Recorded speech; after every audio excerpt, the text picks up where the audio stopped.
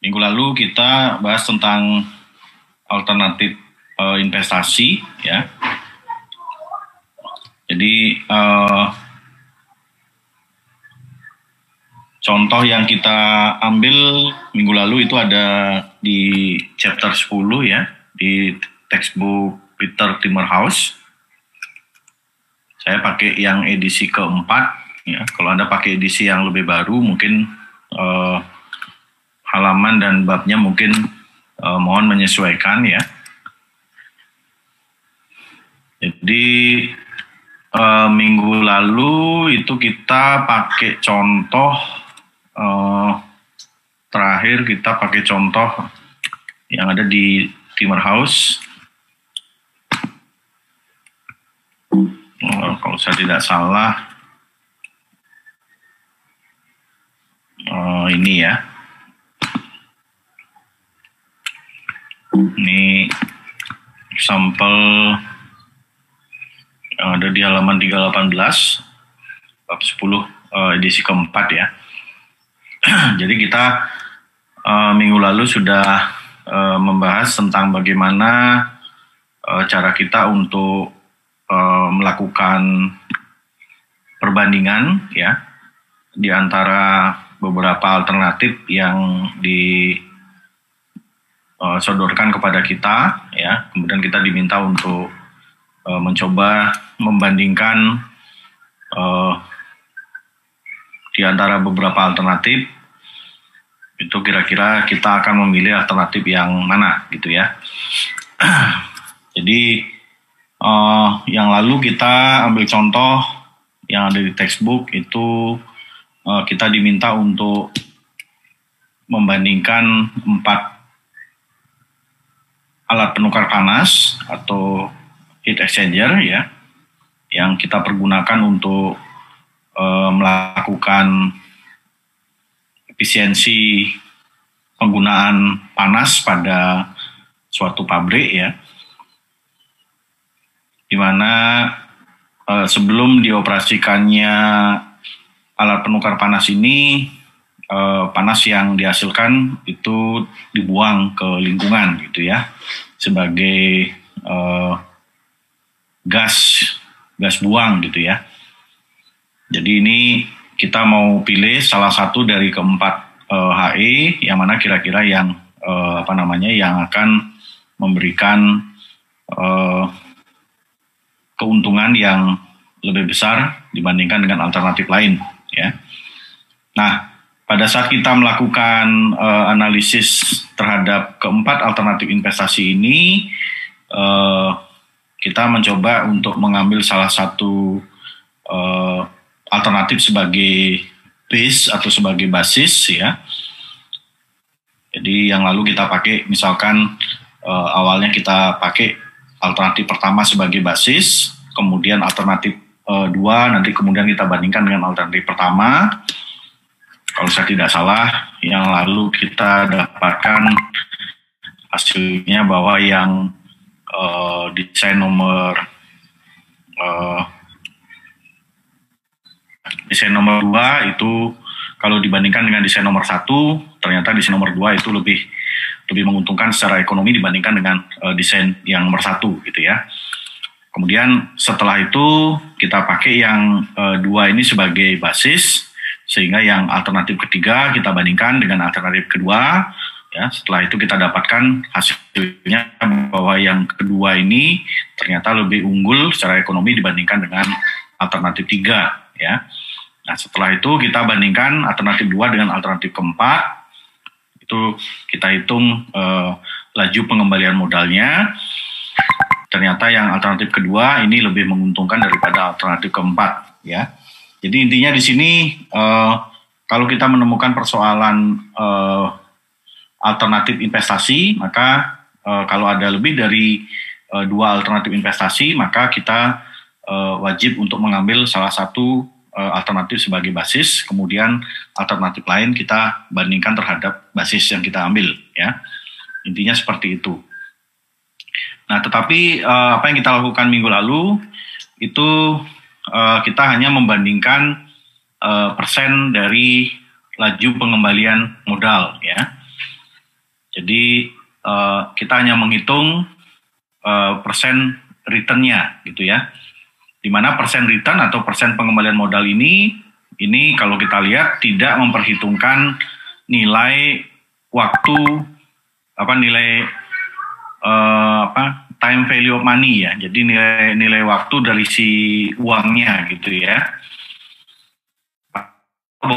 Ketika kita mempelajari tentang analisis profitabilitas atau profitability analysis, di sana kita juga belajar bahwa selain menggunakan metode yang simpel yaitu laju pengembalian modal, kita juga perlu untuk memperhitungkan nilai waktu dari uang ya, di mana kita waktu itu menggunakan konsep cash flow ya.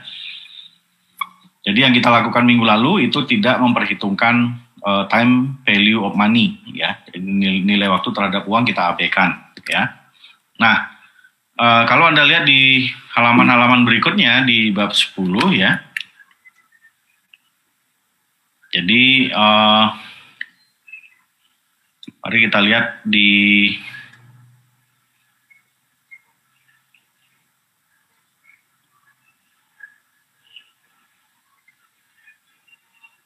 example 5 ya. Kalau di tempat saya di halaman 324. Jadi di example 5, contoh soal 5 ya. Di sini kalau kita perhatikan selain menggunakan laju pengembalian modal ya, seperti yang sudah kita hitung sebelumnya, kita juga diminta untuk memperhitungkan nilai waktu dari uang, di mana di sini pada soal nomor C dan nomor D, kalau Anda perhatikan di sini, itu kita juga diminta untuk melakukan perhitungan discounted cash flow dan juga melakukan perhitungan NPV atau NPW ya. Di mana NPV dan NPW ini seperti yang sudah kita pelajari, ini merupakan parameter yang bisa dikatakan ini parameter yang memperhitungkan nilai waktu dari si uang yang kita investasikan ya. Jadi intinya adalah bahwa ketika kita melakukan perbandingan terhadap beberapa alternatif investasi, kita di sini bisa menggunakan metode yang simpel ya. Yang paling simpel itu dengan menggunakan rate of return ya, yang kita lakukan minggu lalu ya. Atau bisa juga kita menggunakan konsep time value of money, di mana kita menghitung discounted cash flow dan juga menghitung NPW atau NPV ya.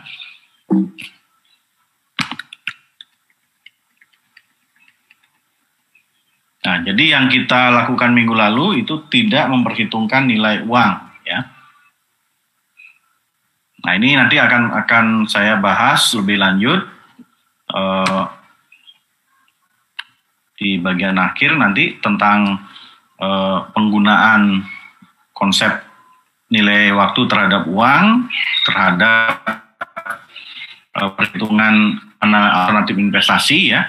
Tetapi sebelum itu kalau kita ikuti pembahasan yang ada di bab 10 ya, terkait dengan perancangan atau contoh tentang alat penukar panas yang sudah kita bahas minggu lalu ya.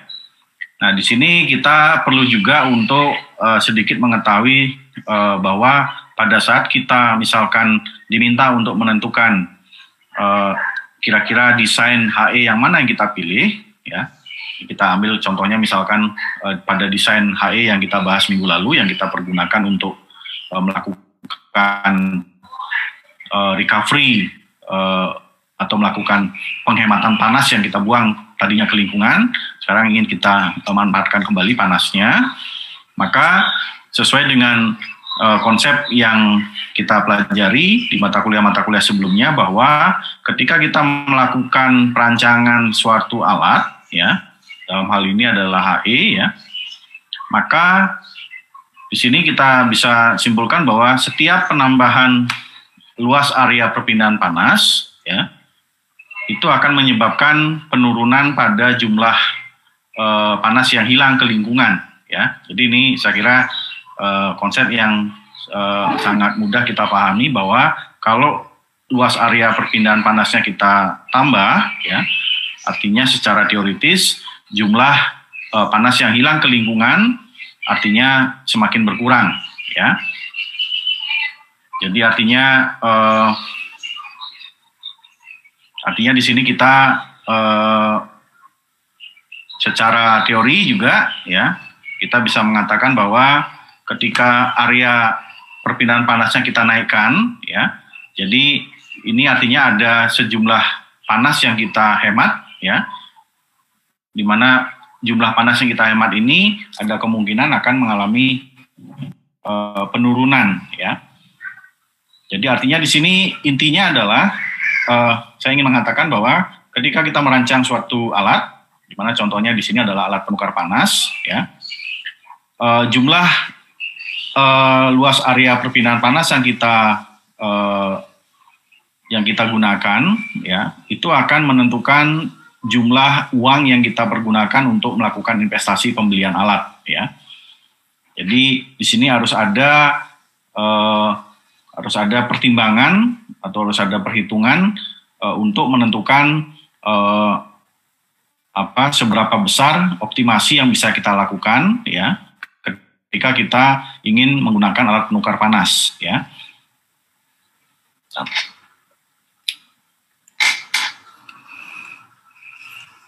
Nah, maka di sini kalau kita lihat di textbook di gambar 10.5, ya. Sini ada kurva, ya. Kurvanya ini adalah kurva perbandingan antara jumlah panas yang kita hemat, ya, katakan dalam dolar per tahun atau dalam jumlah uang per tahun.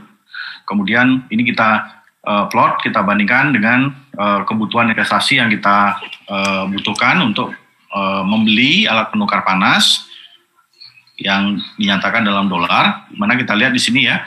Jadi semakin banyak jumlah panas yang ingin kita hemat, gitu, ya, itu akan membutuhkan investasi yang lebih besar, ya. Jadi kita lihat di sini, jadi semakin besar jumlah panas yang ingin kita hemat, ya, itu akan membutuhkan nilai investasi yang lebih besar. Sampai suatu saat di sini kita lihat, ya, bahwa di sini ada suatu nilai optimum, di mana ditandai oleh kalau dalam kurva itu artinya di sini bisa kita katakan slope-nya itu sama dengan 0, gitu, ya. Jadi artinya di sini nilai optimum panas yang bisa kita hemat, ya. Kemudian pada nilai puncak ini artinya ini adalah investasi optimal atau investasi maksimum yang kita harus keluarkan untuk mendapatkan hasil penghematan yang maksimal, ya. Jadi artinya di sini kita mainnya di sini, gitu, ya. Kita mainnya di sini. Nah, tetapi sebenarnya secara ekonomi, ya, secara ekonomi kalau kita lihat mungkin muncul pertanyaan, gitu, ya. Pertanyaannya adalah kalau misalkan kita main di sini, artinya jumlah uang yang kita keluarkan juga cukup besar, gitu, ya. Kalau kita lihat di sini kan ini angkanya di atas 40.000, ya. Hampir mendekati 50.000, ya.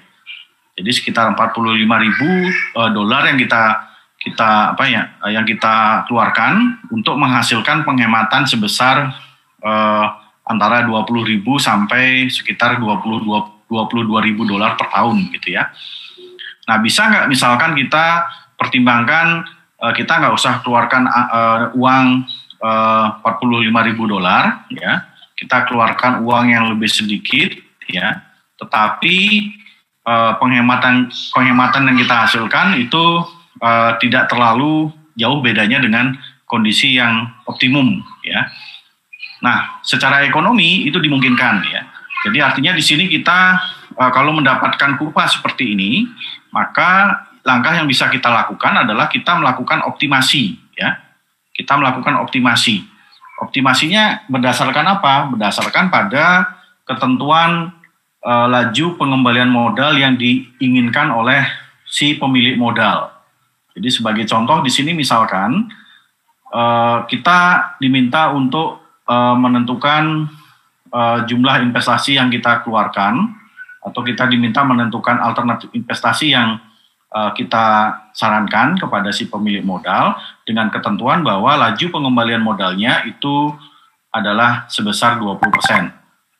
Nah, maka yang kita lakukan adalah kita di sini melakukan optimasi, ya. Jadi kita coba cari slope antara kedua variabel ini, yaitu variabel sumbu Y dan sumbu X, ya. Kemudian kita cari slope garis, ya, atau cari titik, kemudian kita cari slope garisnya, di mana slope garis ini nanti akan menghasilkan slope yang sama dengan nilai dari persen pengembalian modal yang diinginkan oleh investor, yaitu sebesar 20%. Jadi kalau kita lihat di sini kira-kira kalau kita lakukan secara grafik, ya, itu akan kita dapatkan titiknya ada di area atau ada di titik ini, ya.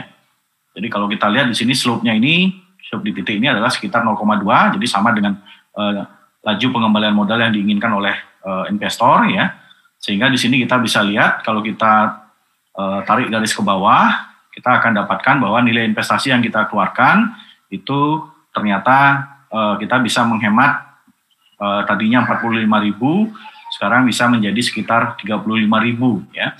Jadi artinya di sini dengan patokan bahwa laju pengembalian modalnya 20%, kemudian investasi yang diinginkan itu adalah investasi yang kalau bisa investasi yang di bawah maksimalnya, maka di sini kita bisa melakukan optimasi dengan cara menentukan posisi dari titiknya di kurva, kemudian kita ambil slope-nya, ya, kita trial error, ya, supaya slope-nya ini menghasilkan angka yang sama dengan persen pengembalian modal yang diinginkan oleh investor, sehingga nanti kita akan dapatkan penghematan.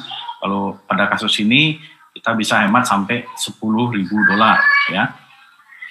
Nah, ini yang dinamakan sebagai analisis dengan menggunakan increment investasi, di mana incrementnya itu tidak terlalu besar, atau small investment increment di sini, ya. Nah, ini biasanya sangat berguna buat kita ketika kita sudah ada di lapangan, ya. Nah, tentunya untuk menentukan menentukan investasi yang kita keluarkan ini, maka kita harus punya kurva yang bisa memberikan kita prediksi kira-kira berapa dolar yang kita keluarkan untuk menghasilkan penghematan yang kita inginkan, ya. Jadi itu kira-kira yang terkait dengan optimasi kalau kita dihadapkan pada investasi atau alternatif investasi oleh investor, di mana laju pengembalian modalnya sudah ditentukan oleh investor, ya. Nah, terkait dengan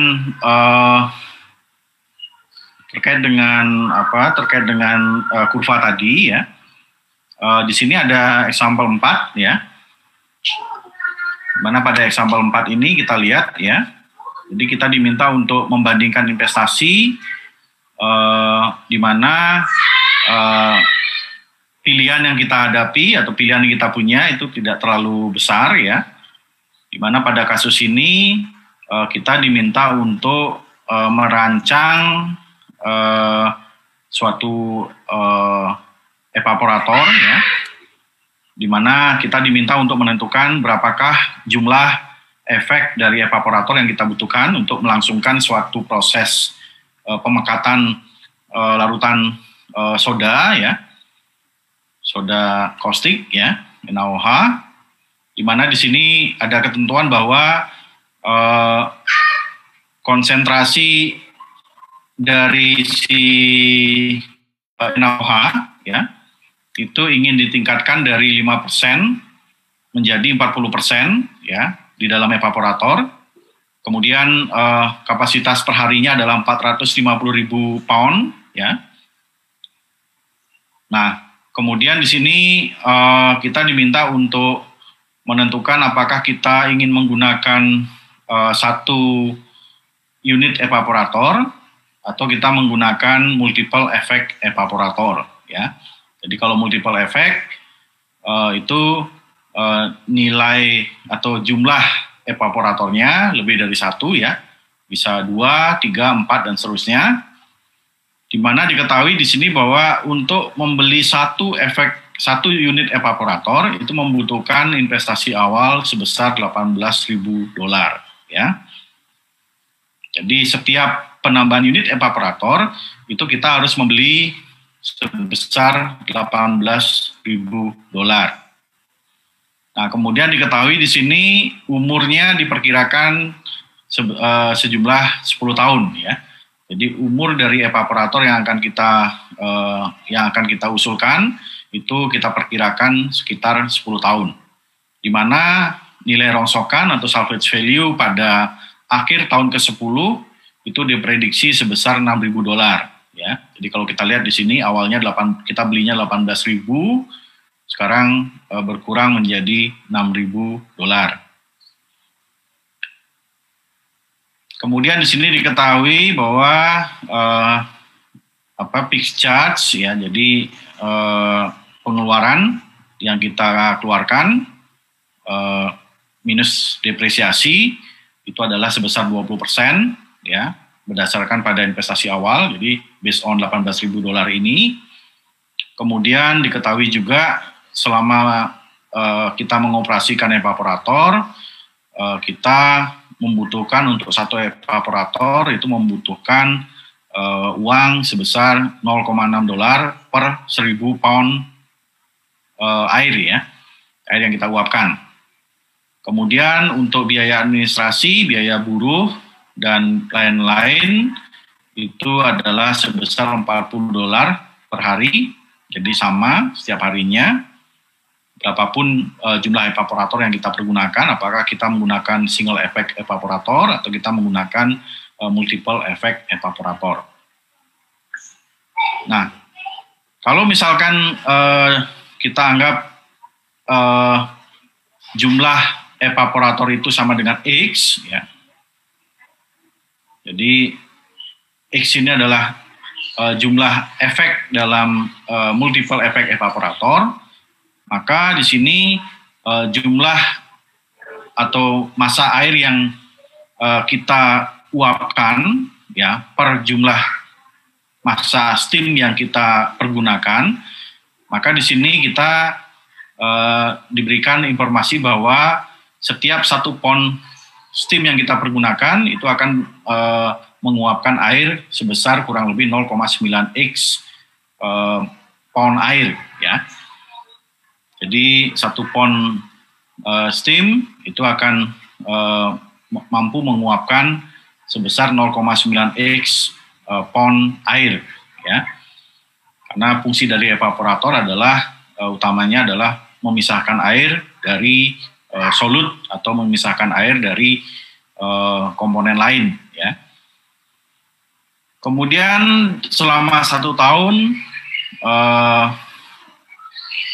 pabriknya beroperasi selama kurang lebih 300 hari. Jadi ini perlu Anda ketahui bahwa dalam pengoperasian suatu plant atau suatu pabrik itu sangat umum pabrik itu tidak dioperasikan secara penuh 365 atau 366 hari, tetapi ada waktu yang kita pergunakan untuk shutdown, ya. Dimana pada saat shutdown ini kita melakukan maintenance atau juga melakukan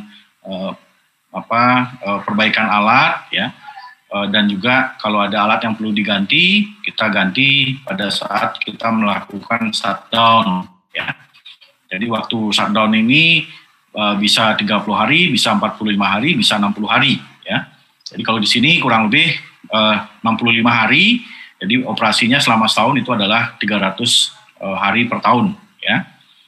Nah, kemudian kita diminta untuk menentukan berapakah jumlah evaporator yang harus kita pergunakan, di mana di sini diberikan ketentuan bahwa persen return yang diinginkan oleh investor adalah sebesar 15%. Ya. Jadi di sini tugas kita adalah membandingkan antara single effect evaporator dengan multiple effect evaporator. Ya. Nah, sebagai basis perhitungan kita pergunakan basisnya adalah 1 hari operasi. Nah, di mana X adalah jumlah efek dari evaporator. Jadi kalau kita hanya menggunakan single effect evaporator, maka X-nya sama dengan 1. Kalau kita menggunakan double effect, berarti artinya X-nya sama dengan 2. Kalau triple effect, itu kita substitusi nilai X-nya dengan angka 3, ya, dan seterusnya.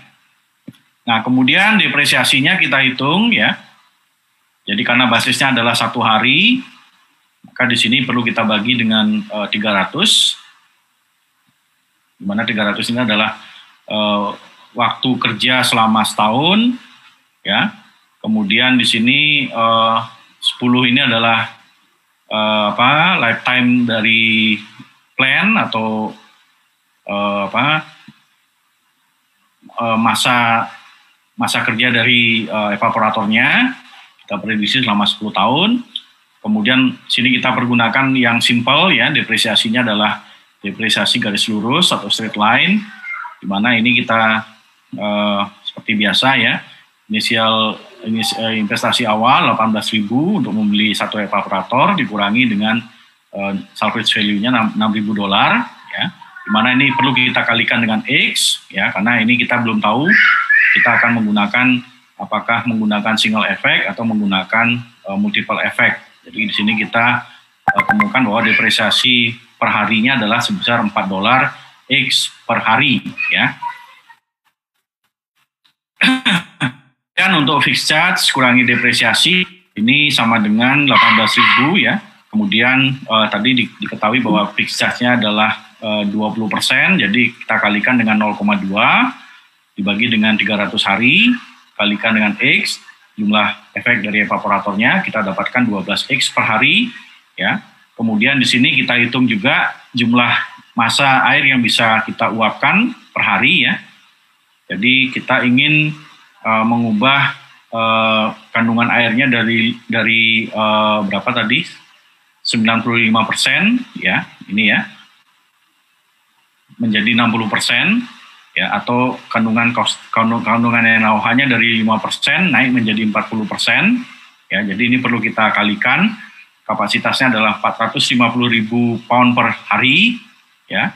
Kemudian kita kalikan 0,05 ini adalah sama dengan 0,05 adalah sama dengan tadi itu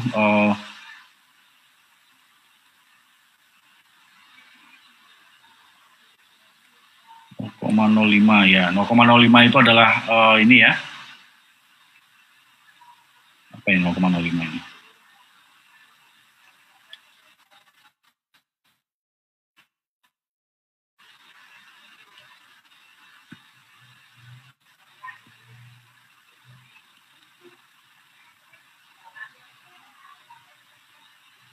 Jadi ya, kita ingin uapkan, kita ingin menghitung apakah jumlah air yang kita uapkan selama 1 hari, ya. Jadi kita kalikan 5%, ya. 5% itu adalah ini, ya, awalnya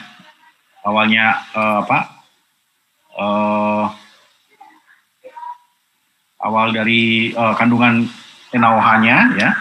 Kemudian kita kalikan dengan perbandingan konsentrasi atau persentase dari NaOH dengan air, ya.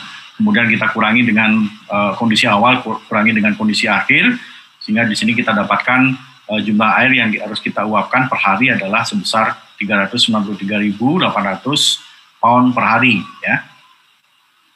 Nah, ini kemudian kita pergunakan untuk menghitung kebutuhan steam, karena steam ini adalah kebutuhan utama dari suatu evaporator yang kita pergunakan untuk menguapkan air, sehingga di sini jumlah air yang kita uapkan, ya, kita kalikan dengan 60%, ya. Jadi 0,6 ini adalah 0,6 ini adalah sama dengan biaya steam yang kita harus keluarkan per 1000 pound air yang kita uapkan, ya. Jadi kalau ada 393.800 pound air per hari, maka di sini perlu kita kalikan dengan 0,6, kemudian dibagi dengan jumlah efek dari evaporator, dikalikan dengan 0,9. 0,9 ini adalah sama dengan 0,9x adalah sama dengan jumlah air yang kita uapkan per massa steam yang kita pergunakan, ya. Jadi untuk satu pound itu kita bisa uapkan sebesar 0,9 dikali jumlah evaporatornya yang kita pergunakan, sehingga nanti kita dapatkan di sini 0,9 kali X dikalikan dengan 1000. Jadi 1000 itu dari ini, ya, per 1000 pound, ya. Sehingga kita dapatkan biaya untuk steam itu adalah sebesar $262,5 per X, ini per hari, ya, karena basis kita adalah per hari. Nah, setelah ini kita coba bandingkan keempat, ya. Kita ambil contoh misalkan untuk single effect evaporator, berarti di sini kita pakai jumlah X-nya sama dengan 1, ini menandakan bahwa ini adalah single effect evaporator. Kemudian yang 2, 3, 4, 5, 6, ini adalah multiple effect evaporator, ya. Nanti kita coba lihat apakah kita menggunakan single effect atau menggunakan multiple effect. Ya, kalau multiple effect misalkan yang menjadi pilihan kita, maka nanti kita coba lihat juga apakah kita perlu menggunakan 2, 3, 4, 5 atau 6 buah evaporator, ya, atau 6 unit evaporator. Jadi kita lihat di sini yang kita bandingkan adalah cost, ya. Karena sebagai parameter di sini yang diberikan di soal, ya. Sini kita diberikan parameter utamanya adalah biaya, ya. Jadi kalau kita lihat di sini kan yang dihitung atau yang diinformasikan di soal itu sebagian besar adalah biaya, ya. Baik itu biaya steam atau biaya ini, ya, administrasi, kemudian buruh dan lain-lain, ya. Kemudian biaya untuk steamnya, ya. Jadi di sini yang kita bandingkan untuk soal ini, untuk sampel 4 adalah total biaya nanti, ya. Sehingga di sini dalam tabel kalau kita lihat, ya, di kolom kedua sampai kolom kelima, ya. Jadi kolom kedua sampai kolom kelima, ini kalau kita lihat ini adalah breakdown dari semua biaya yang kita keluarkan untuk masing-masing alternatif investasi. Apakah itu single effect atau multiple effect, ya. Sebagai contoh misalkan di sini, jadi ada biaya untuk steam per hari, ya. Kemudian ada biaya fixed charge, ya, biaya tetap per hari juga. Kemudian ada biaya depresiasi per hari, kemudian ada biaya administrasi, kemudian biaya buruh, dan biaya lain-lain per hari, ya. Di mana ini nanti kita total sehingga akan menghasilkan total biaya yang harus kan untuk masing-masing efek atau untuk masing-masing evaporator, ya. Apakah kita menggunakan 1 evaporator atau kita menggunakan 2, 3 dan seterusnya, ya. Nah, ini tinggal kita hitung, ya. Misalkan untuk single effect evaporator berarti X-nya sama dengan 1 di sini, ya. Kalau X-nya sama dengan 1 berarti kita bisa hitung steam cost-nya berarti di sini 262,5 bagi 1. Kita masukkan ke tabel di sini $262,5 per hari. Nah, untuk fixed charge juga sama, kita hitung, ya. Ini berarti untuk yang single effect berarti 12 kali 1 per hari, ya. Itu $12. Kemudian untuk depresiasi ini juga sama, $4, 4 kali 1. Ya, kemudian untuk yang lain-lain itu untuk setiap apakah itu single effect atau multiple effect, itu sama-sama kita perlu mengeluarkan biaya 40 dolar ya. Jadi kurang lebih ini kalau kita jumlahkan ini akan menghasilkan angka yang bisa kita lihat di kolom paling akhir di sini ya. Jadi kolom paling akhir ini memberikan gambaran kepada kita berapakah cost yang kita keluarkan per hari. Kalau misalkan kita pergunakan single effect, berarti ini sekitar 318,5 dolar per hari. Kalau kita pakai 2 evaporator, ini 203,3 dan seterusnya sampai 6 efek atau 6 evaporator ya. Nah, apakah berhenti sampai di sini? Nah, tentu saja ini kita perlu melakukan prosedur yang sama seperti yang kita lakukan minggu lalu. Jadi kita ambil sebagai basisnya misalkan yang single effect ya. Jadi kita coba jawab pertanyaan pertama dulu ya. Jadi pertanyaan pertama adalah apakah kita menggunakan single effect atau multiple effect ya. Kemudian yang pertanyaan kedua adalah kalau misalkan itu multiple effect, kira-kira berapakah jumlah efek atau jumlah evaporator yang kita pergunakan. Nah, di sini yang kita lakukan adalah kita coba bandingkan yang single effect dengan yang multiple effect, di mana misalkan untuk awal itu kita pakai misalkan di sini efeknya ada 2 ya, atau unit evaporatornya ada 2 di sini. Nah, persen return-nya tentu saja di sini di bagian penyebut seperti biasa ini adalah investasi awal ya. Jadi kalau single effect berarti kita perlu uang 18.000 dolar, sementara kalau double effect atau jumlah evaporatornya itu 2, maka ini tinggal dikalikan 2, ya 18 kali 2 karena setiap penambahan itu membutuhkan biaya yang sama yaitu 18.000 dolar, sehingga kalau dua efek atau 2 evaporator kita butuh uang 36.000 ya. Nah, sekarang kita lihat di sini yang kita bisa bandingkan di sini dalam soal ini adalah cost ya. Jadi kita lihat di sini misalkan ya, untuk yang single effect itu ternyata membutuhkan cost yang lebih besar daripada kalau kita menggunakan double effect atau 2 unit evaporator. Jadi kita lihat di sini 318,5 ya. Ini adalah cost untuk 1 unit evaporator. Kemudian kita kurangi 203,3. Ini kalau kita menggunakan 2 evaporator ya. Kemudian di sini 300 adalah jumlah harinya ya. Kemudian ini 100 ini tadi apa ya?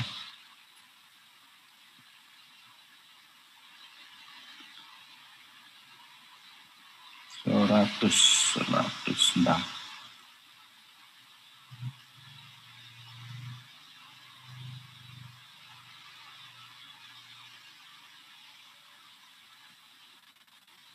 Jadi ini per hari.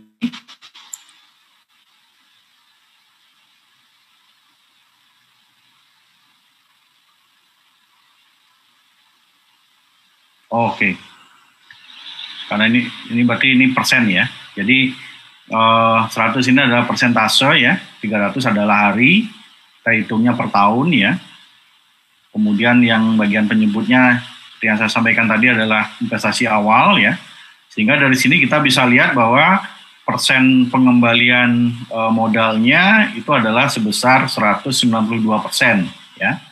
Jadi artinya di sini adalah bahwa kalau kita bandingkan yang menggunakan 2 unit dengan menggunakan 1 unit, ternyata persen return yang 2 unit itu lebih besar daripada yang 1 unit ya.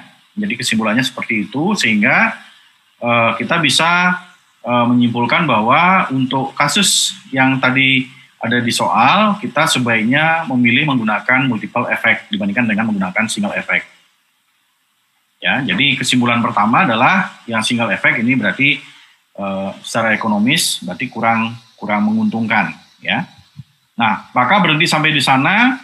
Nah, tadi pertanyaan awalnya adalah berapakah jumlah effect yang perlu kita pergunakan ya. Tadi kita baru membandingkan yang 2:1 ya. Nah sekarang karena duanya itu lebih menguntungkan, artinya sekarang kita bandingkan yang 3, 4, 5, 6 dengan yang 2 ya, sama seperti yang minggu lalu kita bahas, kita ambil satu basis, kemudian kita bandingkan dengan yang lain. Nah sama seperti yang tadi ya, jadi di sini kita lihat ya, persen returnnya untuk 2 sama 3 ya, itu ternyata yang 40 ketemunya 46,3%. Ya, artinya di sini kalau kita bandingkan dengan persen awal yang ada 15% ini ya, artinya ini kalau kita bandingkan yang 3 sama 2, ini persen returnnya masih di atas yang diinginkan oleh investor ya. Jadi kita ketemunya 46,3, investornya minta pokoknya minimal itu 15%. Kalau di atas itu berarti oke gitu ya. Artinya di sini apa kesimpulannya? Karena ketemunya 46,3%, artinya ini tiga efek atau 3 unit ini lebih menguntungkan. Nah, berikutnya yang kita lakukan, kita bandingkan yang 3 sama yang 4 ya. Dengan cara yang sama, ternyata kita dapatkan di sini yang 3 sama 4 itu persen returnnya kalau kita bandingkan dari biaya perharinya atau biaya per tahunnya itu ketemunya di bawah 15%, itu 9,8% ini ya. Ini. Jadi artinya apa? Artinya di sini bahwa kalau kita bandingkan yang 3 efek sama yang 4 efek ya, maka di sini kesimpulannya karena yang 4 efek ini menghasilkan persen return yang di bawah 15%, artinya di sini kita menyimpulkan bahwa yang 3 efek ini lebih menguntungkan secara ekonomis dibandingkan dengan yang 4 efek. Demikian seterusnya nanti kita bandingkan dengan yang jadi sekarang yang 4 sudah kita sisihkan ya. Kemudian sekarang kita bandingkan yang 5 sama 3 gitu ya. Karena yang 3 tadi lebih untung dibandingkan dengan yang 4. Jadi sekarang base-nya itu adalah yang 3 ya. Nah, sekarang kita lihat yang kita bandingkan yang 3 sama 5 ya. Jadi kalau 3 sama 5 ketemunya ternyata hanya 2,5%. Berarti ini di bawah 15%, artinya di sini 3 efek masih lebih unggul dibandingkan dengan yang 5 efek ya. Nah, nanti yang 6 efek juga cara yang sama. Itu kalau Anda dapatkan persen return-nya itu di bawah 15%, itu artinya yang 6 itu secara ekonomis tidak menguntungkan dibandingkan dengan yang 3 efek ya. Jadi dalam hal ini kita bisa menyimpulkan bahwa untuk kasus soal nomor 4 ini kita simpulkan bahwa 3 efek evaporator itu akan menghasilkan persen return yang sesuai dengan yang diinginkan oleh investor, yaitu di atas 15%. Jadi artinya kita sebaiknya menggunakan 3 efek evaporator atau 3 unit evaporator untuk memekatkan larutan NaOH di 5% menjadi 40%. Itu contoh lain yang terkait dengan pokok bahasan kita pada hari ini. Kemudian berikutnya ya case study yang kita sudah pelajari minggu lalu dan yang soal 4 tadi ya, itu tidak memperhitungkan nilai waktu dari uang ya, time value for money ya. Jadi ciri-cirinya dia tidak memperhitungkan nilai uang karena pada case study yang sudah kita pelajari tadi, kita hanya memperhitungkan laju pengembalian modal atau percent rate of return ya. Mana kita tahu bahwa percent rate of return ini bukan merupakan parameter yang tergantung pada waktu ya. Mungkin ada pertanyaan yang tergantung pada waktu itu yang seperti apa gitu ya. Intinya adalah sama seperti kita naruh uang di bank gitu ya. Jadi ciri utama dari parameter itu tergantung waktu atau tidak adalah dia memasukkan nilai bunga ya. Jadi kalau ada nilai bunganya di perhitungan itu biasanya kita bisa kategorikan dia sebagai parameter yang tergantung pada waktu ya. Nah, contoh soalnya seperti apa? Contoh soalnya itu bisa kita lihat di example 5 ya. Ini cukup panjang ya, cukup panjang pembahasannya ya. Jadi di sini kita punya 3 alternatif investasi di example 5 ya. Jadi ada 3 alternatif investasi, di mana tiap investasi ini atau tiap alternatif ini menghasilkan kalau di istilah teknik kimianya itu menghasilkan yield yang kurang lebih sama, gitu ya. Tetapi dari 3 alternatif ini hanya satu yang bisa kita pilih, ya. Kemudian disebutkan di sini faktor risikonya kurang lebih sama, ya. Nah, sama seperti soal-soal kita sebelumnya bahwa pihak pabrik atau pihak investor itu menginginkan laju pengembalian modal 15% setelah pajak, ya. Jadi kalau ingin melakukan investasi, maka minimal persen returnnya 15% setelah dikenakan pajak, ya. Nah, kemudian di sini seperti biasa kita gunakan yang simple ya, depresiasinya straight line. Kemudian untuk di sini disebutkan bahwa untuk nilai waktu dari uang atau interpretasi nilai waktu dari uang, ya, ini kita pergunakan depresiasi straight line, ya. Kemudian di sini ada ketentuan bahwa biaya untuk membeli tanah atau membeli lahan, kemudian untuk melakukan kegiatan startup itu bisa diabaikan, ya. Jadi seperti yang kita ketahui dalam suatu industri atau dalam suatu pabrik, sebelum pabrik itu bisa beroperasi secara kapasitas penuh 100%, kita perlu melakukan proses yang namanya startup, ya, untuk mengetahui atau untuk membuat supaya mesin-mesin yang kita jalankan ini tidak kaget langsung ke 100%. Jadi perlu kita atur kapasitasnya tidak full 100% langsung, tapi perlu kita atur bertahap, gitu ya. Nah, datanya ada di sini, 3 investasi ya.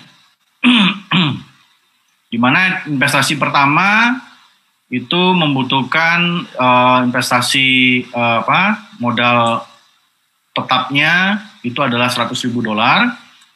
Yang investasi kedua $170.000, yang ketiga $210.000 ya.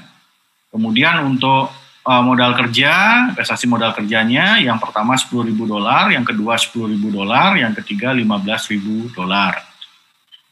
Kemudian ini value atau nilai rongsokan pada akhir beroperasinya pabrik itu masing-masing adalah $10.000 untuk yang pertama, $15.000 untuk yang kedua, dan $20.000 untuk yang ketiga, ya. Nah, di sini kita lihat perbedaannya adalah pada ininya, ya, pada service life ataupun waktu beroperasinya masing-masing alat atau masing-masing investasi, ya. Dimana kita lihat di sini investasi yang pertama itu umurnya hanya 5 tahun, yang kedua umurnya lebih panjang, yaitu 7 tahun, yang ketiga umurnya lebih panjang, yaitu 8 tahun. Jadi kita lihat di sini bahwa kita bisa langsung prediksi bahwa ini merupakan parameter yang sangat penting karena ada perbedaan pada waktu operasi dari masing-masing unit atau masing-masing alternatif investasi yang disodorkan kepada kita, ya. Nah, untuk cash flow per tahun, ya. Jadi ini cash flow setelah dikenakan pajak, ya. Nah, untuk investasi yang kedua sama ketiga, ini masing-masing adalah $52.000, yang ketiga adalah $59.000, ya. Sementara yang pertama itu di sini dikatakan tiap tahunnya berbeda. Jadi di sini di bawah tabel Anda lihat untuk investasi yang pertama, annual cash flow untuk investasi yang pertama itu di tahun pertama adalah $30.000, tahun kedua $31.000, tahun ketiga adalah $36.000, tahun keempat adalah $40.000, dan tahun kelimanya adalah $43.000. Jadi di sini yang pertama sedikit agak beda sama yang kedua sama yang ketiga, ya. Kemudian selain cash flow, ya, ini juga ada pengeluaran atau expense per tahunnya, ya. Di mana ini per tahunnya selama umur pabrik atau selama umur masing-masing investasi ini diasumsikan tetap, ya. Yang pertama adalah $44.000, yang alternatif kedua $28.000, alternatif yang ketiga $21.000. Ya, sebelum kita lihat soalnya, mungkin kita perlu sedikit agak ke belakang ke tabel 4 di halaman 324 kalau di textbook edisi yang keempat, ya. Yang edisi kelima mungkin sedikit menyesuaikan, ya.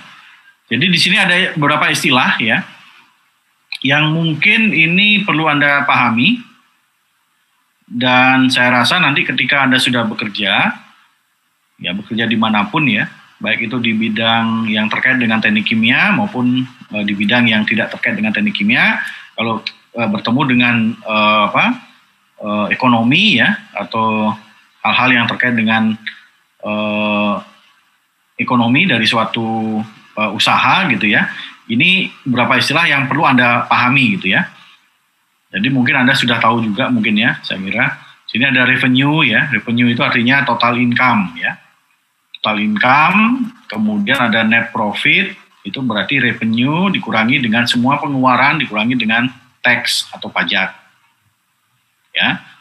Jadi kalau ada ketemu di kalau yang suka main saham atau suka melihat neraca keuangan dari suatu perusahaan, itu biasanya ada revenue, ada net profit, ya, kemudian ada cash flow, gitu ya, dan sebagainya, ya. Jadi revenue itu adalah total income yang belum dikurangi dengan pengeluaran dan pajak, ya.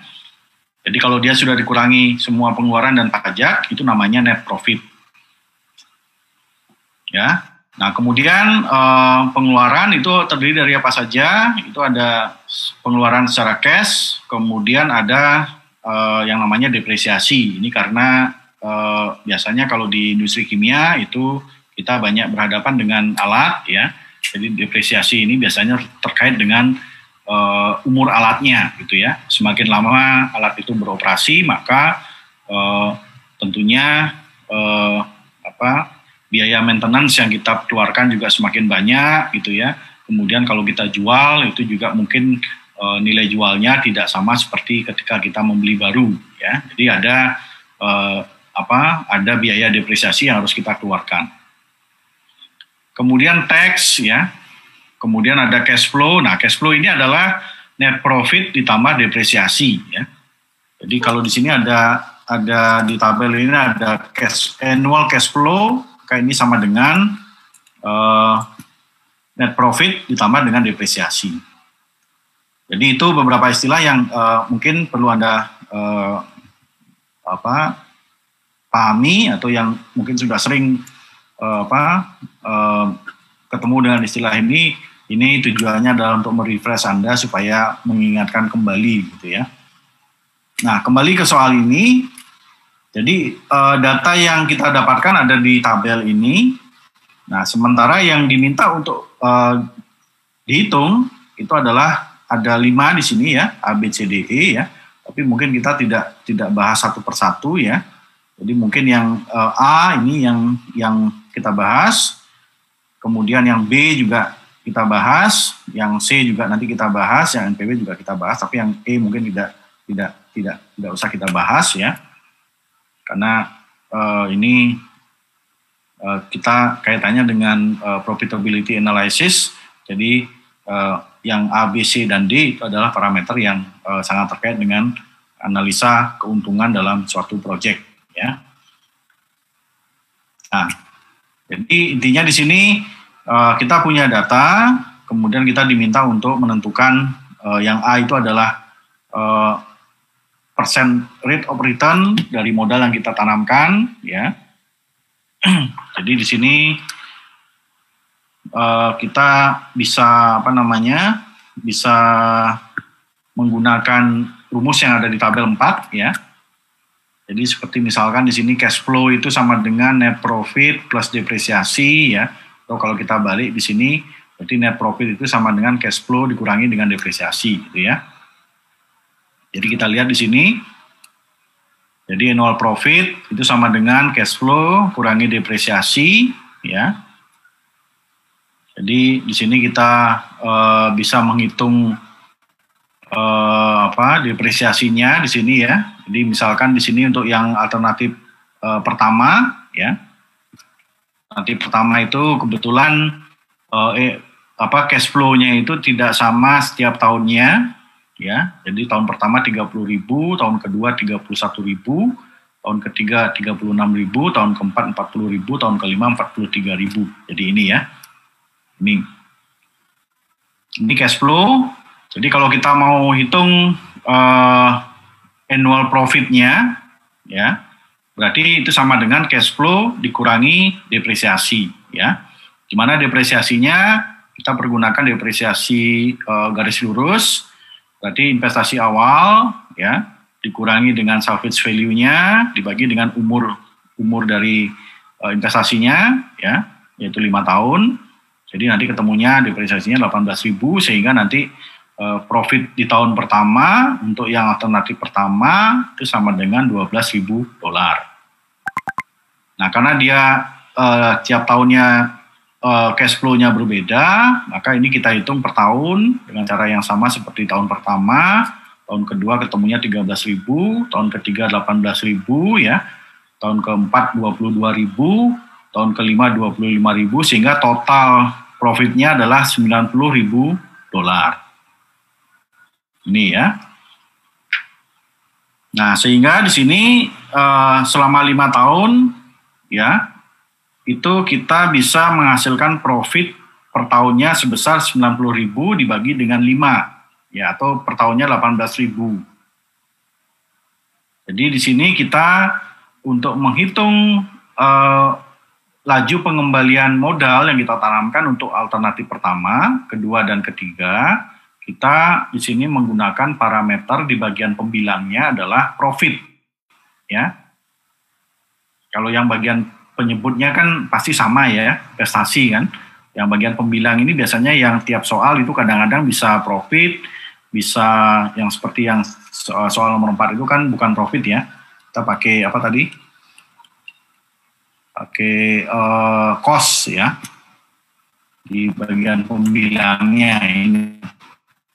Nah, kalau di soal nomor 5, example 5 ini, kita menggunakan profit ya, sesuai dengan definisi dari percent return itu kan sebenarnya dirumuskan sebagai profit dibagi dengan investasi awal ya. Jadi kalau kita lihat untuk yang alternatif pertama ya, itu menghasilkan return sebesar 16,4%. Jadi bagian penyebutnya di sini ini adalah investasi modal tetap ditambah dengan modal kerja 100.000 plus 10.000 ya. Kemudian profitnya tadi kita hitung per tahunnya 18.000 kali 100% sama dengan 16,4% setelah tax ya. Nah, karena di sini persen returnnya itu di atas 15% ya. Jadi ini di atas 15% yang ditetapkan sebagai persen return minimum yang bisa diizinkan, maka artinya di sini kita bisa mengatakan bahwa yang alternatif pertama ini sebenarnya cukup layak untuk kita ajukan ya. Tetapi karena alternatif kedua dan ketiga ini juga perlu kita pertimbangkan, maka di sini kita perlu melakukan perhitungan yang sama kurang lebih sama seperti perhitungan yang kita lakukan minggu lalu dan di awal kuliah tadi untuk example 4 ya. Nah, jadi di sini kita ambil sebagai basis misalkan yang alternatif pertama, sehingga kemudian kita akan melakukan perbandingan alternatif kedua dengan pertama dan ketiga dengan yang pertama ya. Jadi kita lihat misalkan yang kedua sama yang pertama, Sini kita bandingkan, yang kita bandingkan apa? Yang kita bandingkan di sini adalah profit, ya. Jadi kalau kita lihat di sini untuk yang pertama tadi profit per tahunnya $18.000, ini ya. Kemudian yang kedua ini karena yang kedua itu secara tahunan cash flow-nya sama $52.000, ini ya. Kemudian kita bisa hitung depresiasi per tahunnya, jadi 170.000 dikurangi dengan 15.000 gitu ya, atau 180.000. Kalau depresiasi berarti kita perhitungan yang biaya investasi tetap ya, atau fixed capitalnya. Maka di sini berarti depresiasi untuk yang kedua itu berarti 170.000 dikurangi dengan 15.000 dibagi dengan waktu atau umur dari alternatif atau umur proyeknya yaitu 7 tahun ya, sehingga di sini kita bisa hitung 52.000 ya. Itu adalah cash flow-nya dikurangi dengan depresiasi ya 170.000 minus 15.000 dibagi dengan 7 ya. Maka kita dapatkan di sini profitnya adalah $29.900 ya. Nah, yang ketiga juga sama karena cash flow-nya setiap tahun itu adalah yang ketiga ini sama setiap tahunnya sebesar 59.000. Maka di sini 59.000 atau cash flow dikurangi dengan depresiasi. Jadi biaya modal tetapnya 210.000 dikurangi dengan salvage value-nya 20.000, kemudian dibagi dengan umur proyek 8 tahun, maka kita dapatkan profitnya sama dengan $135.200 ya. Nah, kemudian dengan cara yang sama seperti example 4 ya, maka kita di sini kita kurangi profit yang tahun alternatif kedua dikurangi dengan profit alternatif pertama, kemudian dibagi dengan investasi awal totalnya ya. Jadi ini plus dengan modal kerja ya. Jadi ini modal tetap plus modal kerja. Yang kedua dikurangi dengan yang pertama ini ya. Jadi profit dibagi dengan modal kali 100%. Itu sama dengan 17%. Jadi kalau kita lihat di sini 17% ini artinya ada di atas 15% yang ditetapkan sebagai standar minimum laju pengembalian modal. Nah, artinya apa? Artinya di sini bahwa yang alternatif kedua itu lebih menguntungkan dibandingkan dengan alternatif pertama, ya. Jadi itu kesimpulan pertama kita. Kemudian yang berikutnya kita bandingkan yang 3 sama 2. Kan tadi 2 itu lebih menguntungkan daripada yang pertama, sehingga untuk yang ketiga dengan kedua ini kita pakai yang basisnya adalah yang kedua. Bukan yang pertama ya. Di sama caranya, nah ketemunya ternyata di bawah 15%. Nah artinya apa? Artinya bahwa di sini investasi ketiga ini kalah sama yang kedua. Ya, jadi untuk parameter persen laju pengembalian modal, maka kita sebaiknya memilih investasi yang atau alternatif investasi yang nomor 2, ya, karena dia memberikan laju pengembalian modal yang lebih tinggi dari yang minimum 15% dan juga memberikan laju pengembalian modal yang lebih tinggi daripada yang pertama dan ketiga, ya. Jadi itu terkait dengan laju pengembalian modal ya. Nah berikutnya kita coba lihat POT-nya ya. Berapa lama modal itu bisa kembali gitu ya. Dimana itu kita hitung dengan menggunakan rumus yang sudah kita bahas di pertemuan awal ya tentang POT atau POP, payout period. Di mana itu adalah sama dengan depreciable fixed capital, jadi artinya biaya investasi tetap yang terdepresiasi, jadi artinya modal tetap dikurangi dengan depresiasi dibagi dengan profit ditambah dengan depresiasi per tahun, ya. Jadi misalkan untuk yang investasi pertama itu modal awalnya adalah modal tetapnya ya, itu adalah 100.000 ini ya. Jadi 100.000. Kemudian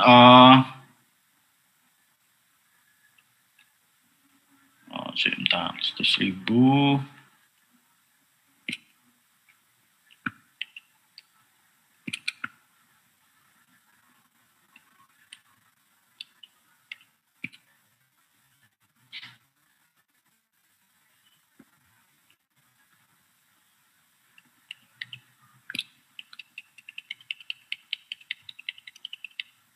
Jadi 100.000, kemudian dikurangi dengan salvage value-nya 10.000 ya. Jadi yang bisa didepresiasi adalah sebesar $90.000 ya. Itu untuk alternatif yang pertama.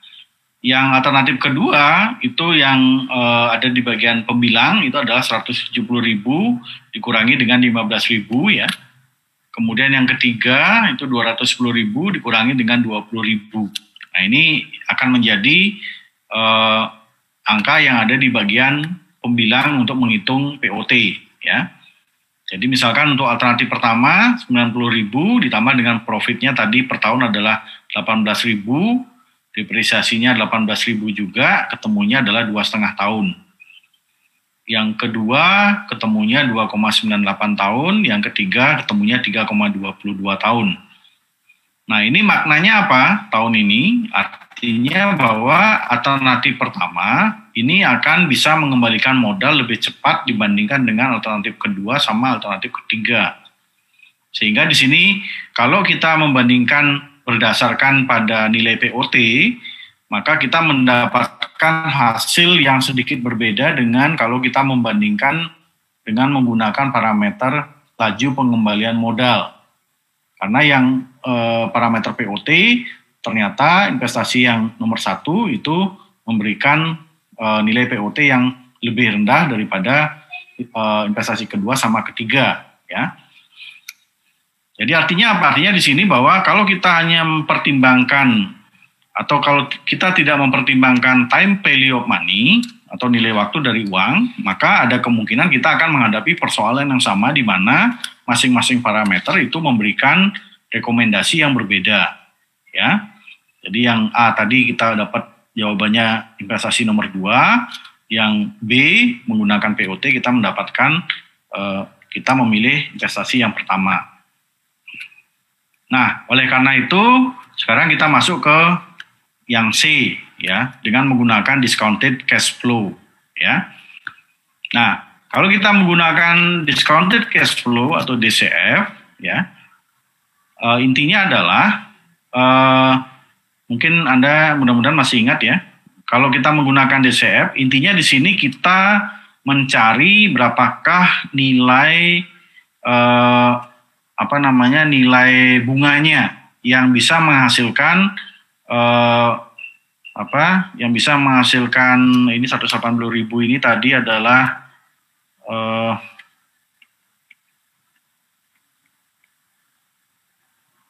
180.000 itu berarti tadi angkanya yang pertama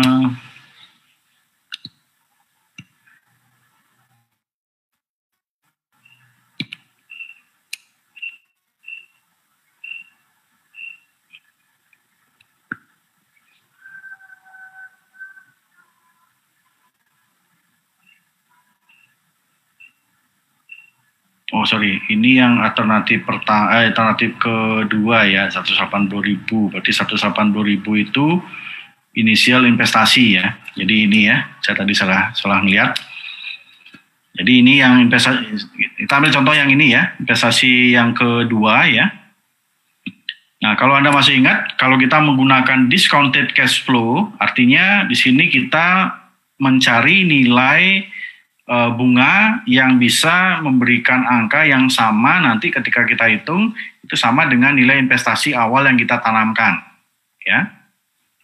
Atau kalau Anda masih sedikit bingung, mungkin saya coba buka kembali textbook Ulrich ya, terkait dengan discounted cash flow ya.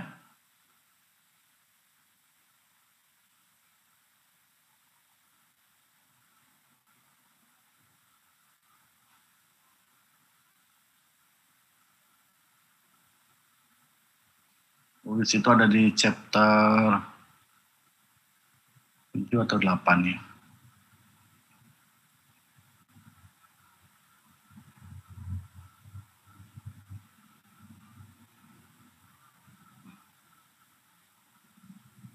Nah, di chapter 8 di textbook yang saya miliki ya. Nah, ini ya. Oh, belum saya tayangkan ya. Bentar. Saya share screen.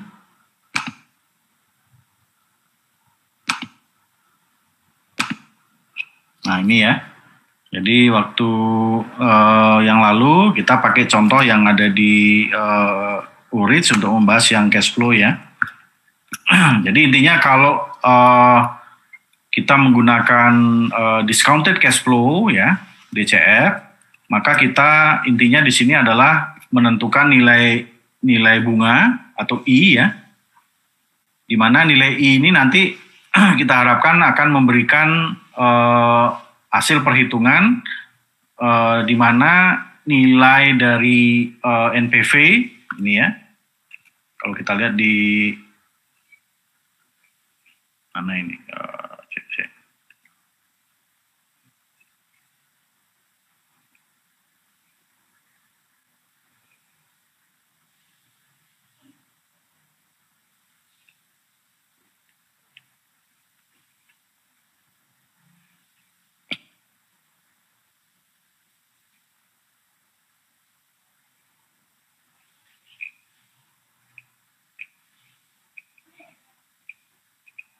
jadi intinya kalau kita menggunakan metode discounted cash flow, kita menentukan nilai bunga ya menggunakan metode trial error ya, supaya nanti nilai investasi awal yang kita tanamkan itu sama dengan nilai NPW yang kita dapatkan dari hasil perhitungan ya, atau nilai NPV yang kita dapatkan dari hasil perhitungan. Mungkin itu ada di slide PowerPoint yang lama ya. Saya cari sebentar.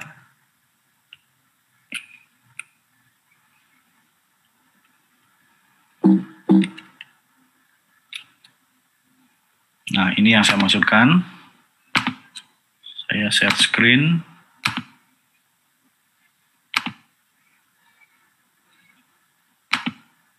Nah, ini yang saya maksudkan ya. Jadi kalau kita menggunakan discounted cash flow ya, jadi kita nanti membandingkan ya tiap alternatif investasi yang nomor 1, 2, dan 3, nanti kita trial nilai I-nya ya. Ini ya. Ini supaya total investasi yang kita tanamkan ya itu sama dengan nilai dari NPW atau NPV. Kan gitu ya konsepnya ya. Jadi kita trial nilai I atau nilai bunga supaya nilai investasi awal yang kita tanamkan sama dengan nilai NPW atau NPP-nya. Ya, ini contohnya waktu itu kita pakai contoh yang ada di slide yang ini, gitu ya. Nah, artinya apa? Kalau kita kembali ke textbook Timmerhouse tadi ya.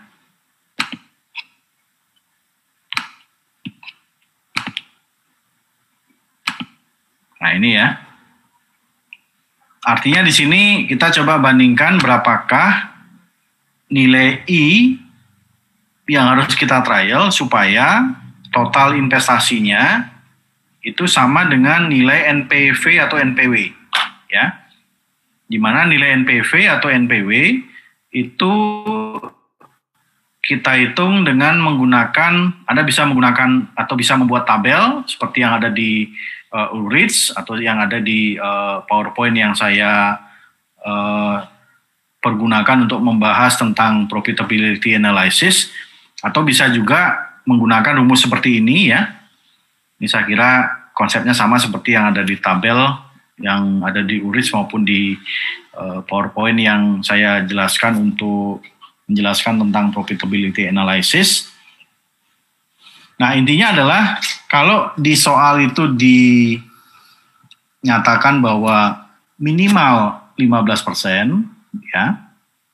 Nah, artinya ketika kita menggunakan discounted cash flow, maka ini nilainya harusnya nggak sama dengan 15%, kan gitu ya. Ini yang kita trial sekarang. Kita trial. Nah, ternyata dari hasil trial itu hasilnya, kalau Anda lihat di halaman ini, dengan menggunakan discounted cash flow, kita hitung nilai bunganya atau nilai I-nya, atau disebut juga sebagai discounted cash flow rate of return atau DCF atau laju pengembalian menggunakan metode discounted cash flow. Itu yang pertama itu ini ketemunya 20,7. Ini dapatnya dari mana? Ini ada di tabel 1. Tabel 1 itu ada di bagian awal bab 10 ya. Tabel 1 itu ada di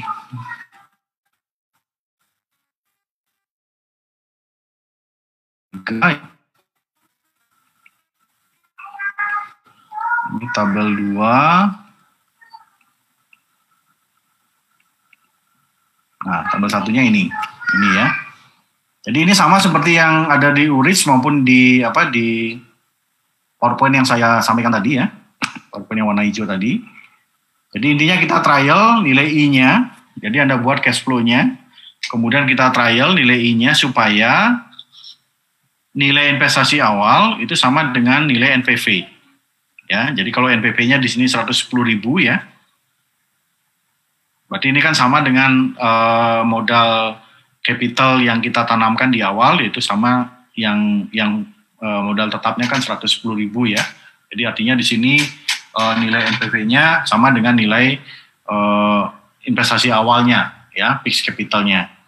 Jadi artinya di sini trial kita ketemunya sebesar 0,207 atau 20,7%. Jadi untuk yang alternatif pertama itu kita dapatkan discounted cash flow rate of return atau percent rate of return dengan menggunakan DCF atau discounted cash flow, ketemunya adalah 20,7%. Saya harus kembali ke halaman yang tadi ya.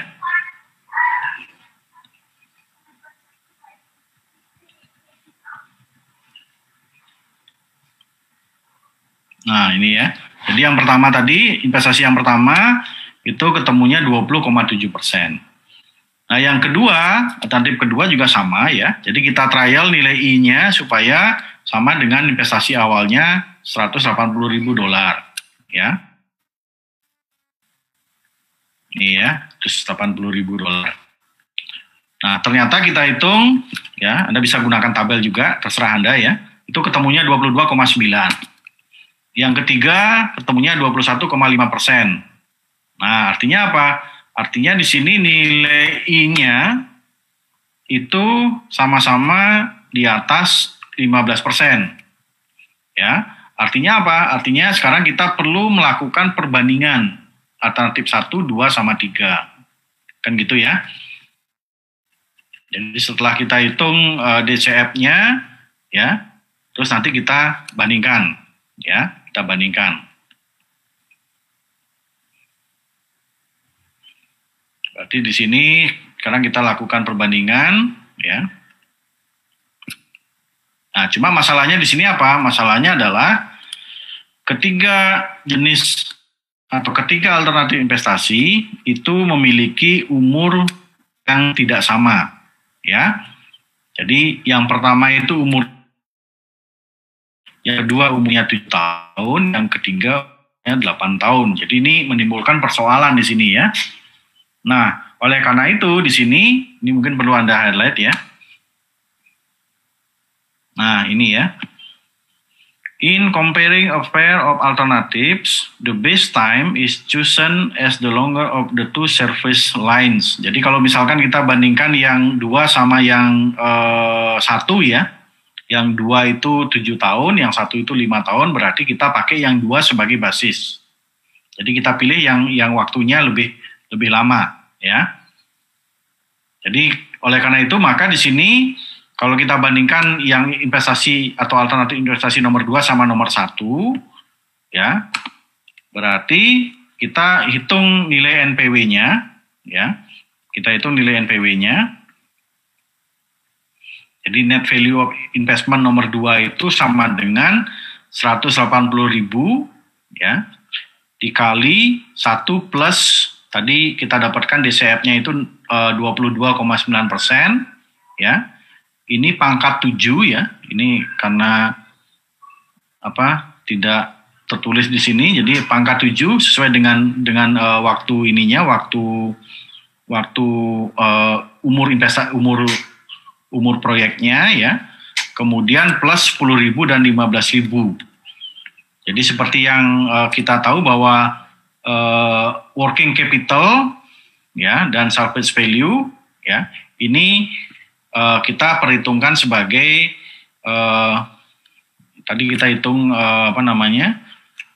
kita hitung dalam perhitungan nilai NPW di akhir tahun ke-7 sesuai dengan umur investasi alternatif investasi yang nomor 2 ya. Nah, yang investasi nomor 2 tidak masalah karena dia sebagai basis kita dapatkan angkanya 785.000 ya. Nah, yang masalah adalah yang alternatif pertama karena kita membandingkan alternatif pertama sama kedua ya. Karena basisnya yang kedua berarti yang pertama harus ngikut sama yang kedua. Nah, yang pertama itu umur proyeknya hanya 5 tahun. Berarti dia kalau kita bandingkan dengan yang kedua dia kurang 2 tahun gitu ya. Dia kurang 2 tahun. Jadi di sini maka ini ada keterangan di sini ya. Jadi with investment number 1, the net value after 7 years is the amount accumulated in 5 years time ya. Jadi artinya di sini kita hitung setelah umur proyek yang dia punya selama 5 tahun ini ya, dikalikan faktor untuk menginvestasikan ini ya. Jadi artinya kita asumsikan setelah dia 5 tahun ya, untuk menyamai 7 tahun seperti investasi kedua ya, maka yang 2 tahun sisanya ini itu kita asumsikan dia punya laju pengembalian modal yang sama seperti minimum yang disyaratkan oleh investor yaitu 15%.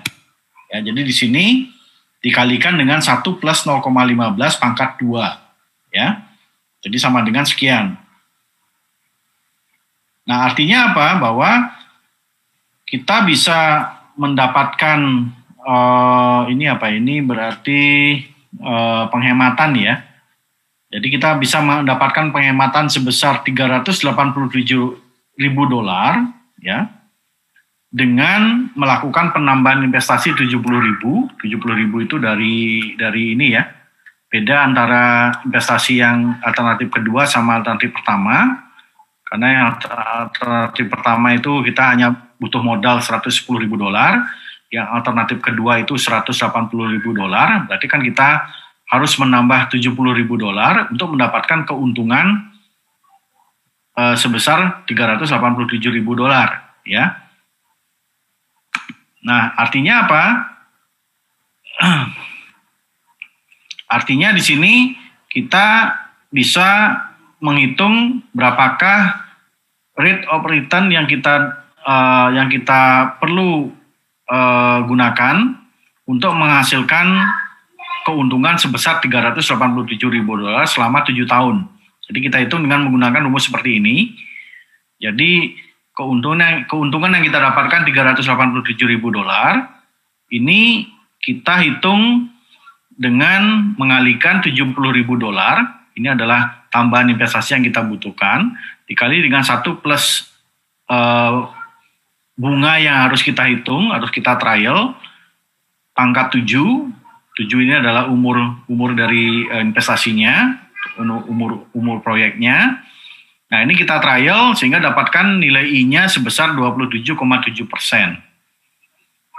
Nah, kalau kita bandingkan dengan minimal persen yang disyaratkan oleh investor, ini angkanya lebih besar. Sehingga artinya apa? Artinya kalau kita bandingkan alternatif pertama sama alternatif kedua, maka di sini alternatif kedua ini memberikan persen return yang lebih tinggi daripada alternatif pertama. Atau dalam bahasa sederhananya adalah dengan menambah uang 70.000 dolar, ini ya. Jadi kita berkorban di awal itu kita nambah uang 70.000 dolar untuk membeli investasi yang kedua. Nah, kita mendapatkan keuntungan sebesar 387.000 selama 7 tahun. Ini ya.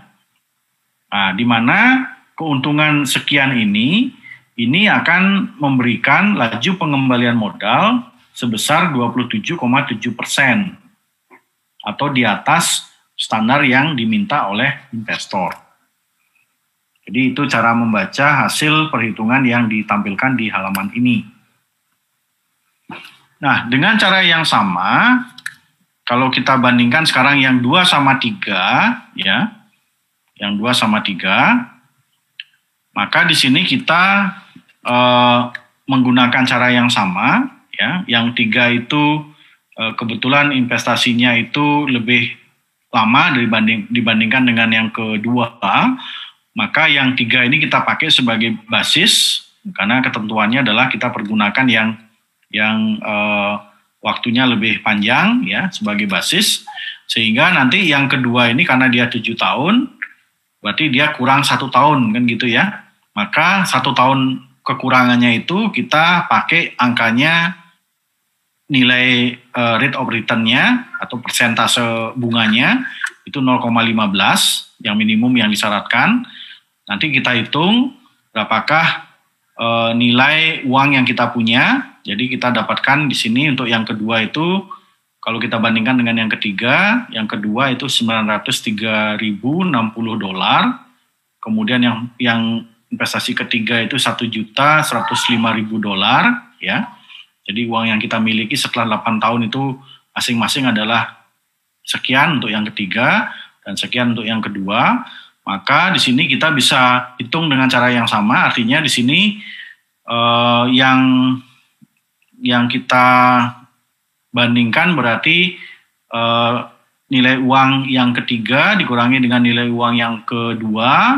Jadi artinya keuntungan yang kita dapatkan sekian ya dengan melakukan penambahan modal sebesar 225.000 kurangi 180.000. Jadi kita berkorban di awal 45.000 dolar ya.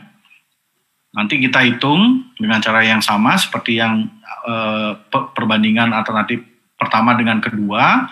Kita hitung atau kita trial nilai I-nya. Nah, di sini kita dapatkan I-nya adalah 20,8%. Jadi masih di atas standar minimum yaitu 15%, sehingga kesimpulannya di sini alternatif ketiga itu lebih menguntungkan dibandingkan dengan alternatif kedua. Jadi artinya di sini kita lihat bahwa dengan menambah 45.000 dolar di awal, jadi kita berkorban 45.000 dolar di awal, itu memberikan persen pengembalian modal yang berada di atas 15% yang disyaratkan. Jadi artinya alternatif ketiga ini memberikan secara ekonomis memberikan keuntungan yang lebih besar daripada alternatif kedua. Nah, itu kira-kira kalau kita menggunakan discounted cash flow ya. Memang agak panjang ya, tetapi tentunya di sini karena memperhitungkan umur proyek. Jadi kita di sini memperhitungkan nilai waktu dari uang sehingga hanya menjadi sedikit lebih panjang, tetapi menjadi sedikit lebih akurat dibandingkan dengan yang tanpa menggunakan konsep nilai waktu dari uang, gitu ya. Dan hasilnya kalau kita lihat di sini ternyata di soal A tadi kita dapatkan alternatif, tadi jawabannya alternatif pertama kalau saya tidak salah ya. Kedua yang lebih menguntungkan, sementara menggunakan parameter POT yang pertama lebih menguntungkan. Sekarang kita menggunakan discounted cash flow, menggunakan nilai waktu dari uang, ternyata alternatif ketiga lebih menguntungkan. Jadi ternyata hasilnya agak berbeda gitu ya. Nah, sekarang kalau kita gunakan yang terakhir gimana? Yang terakhir itu kita pergunakan nilai NPV atau NPW. Ya, NPV atau NPW. Nah, kalau kita menghitung nilai NPV atau NPW, maka di sini kita harus menggunakan nilai I-nya itu sama dengan 15% atau sama dengan nilai yang disyaratkan oleh investor. Kan konsepnya begitu ya. Kalau yang DCF tadi, kita trial nilai I. Kalau yang NPV, kita gunakan nilai yang disyaratkan oleh investor yaitu 15%. Nah, kalau kita hitung nilai NPW, kita gunakan 15%. Maka nilai NPW yang alternatif pertama itu adalah sama dengan $17.000. Itu hasil dari 127.000 ya. Ini kita hitung dengan menggunakan I 15% ya selama 5 tahun dikurangi dengan modal awal yang kita tanamkan ya, itu kita sebut sebagai NPW ya. Nilai uang kita sekarang gitu ya. Nah, yang 2 sama 3 bagaimana? Itu kita gunakan cara yang sama ya. Di mana nilai I-nya kita pergunakan nilai I 15% ya.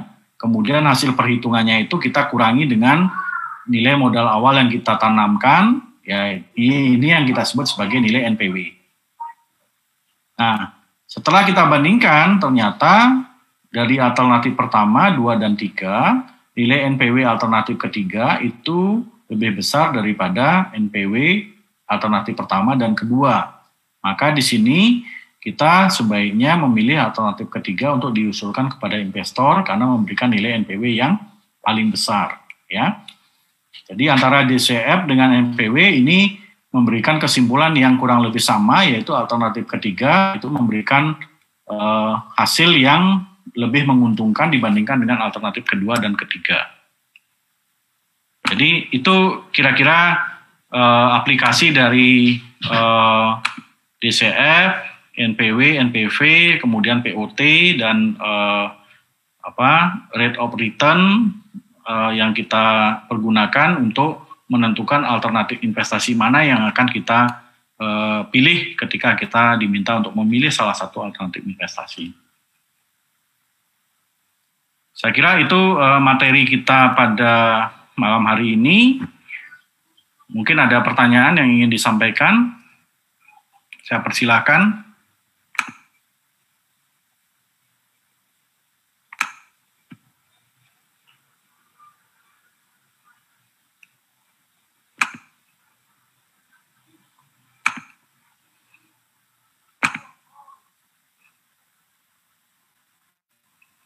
Sepertinya sudah paham semua ya. Mudah-mudahan ya.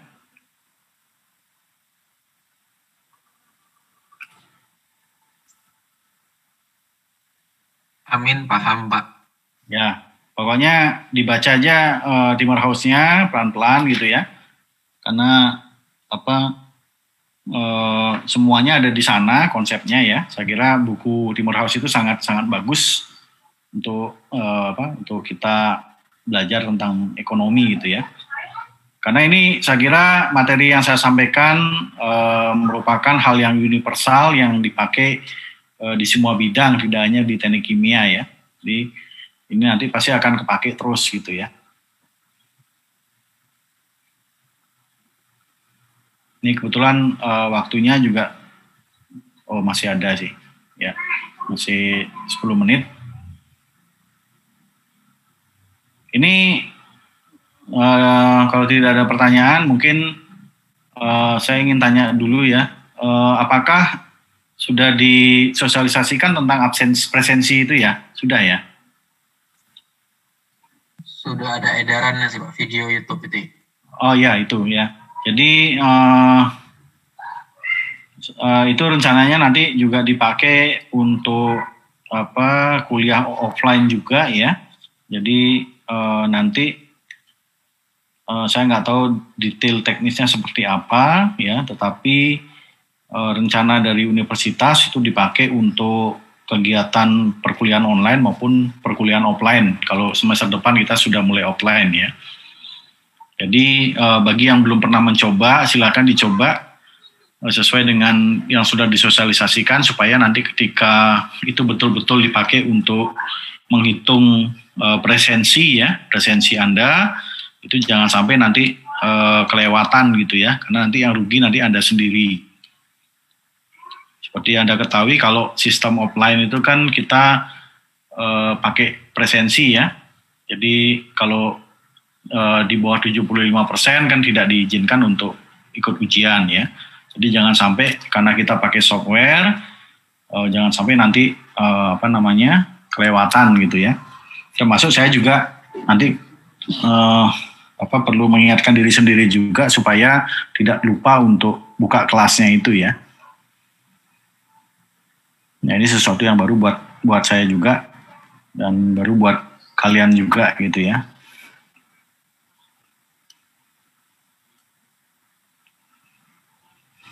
Ini pada tidur atau gimana ini? Gak ada yang komen atau apa gitu? Lagi coba ngisi Pak yang AKK ini Pak. Oke. Itu ada kuesioner juga ya, silakan diisi untuk masukan buat masing-masing dosen ya. Jadi setiap kuliah itu ada kuesioner singkat gitu ya, ada 4 pertanyaan.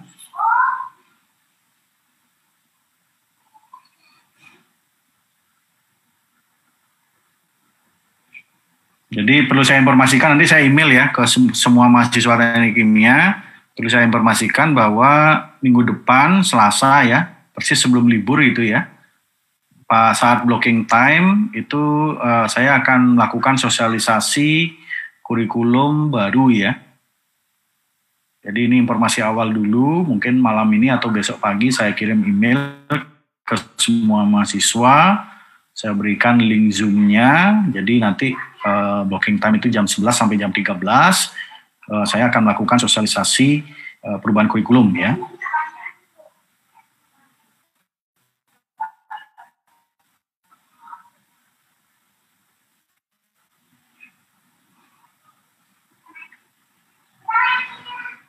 Oke, kalau tidak ada pertanyaan, saya kira kuliahnya bisa kita akhiri.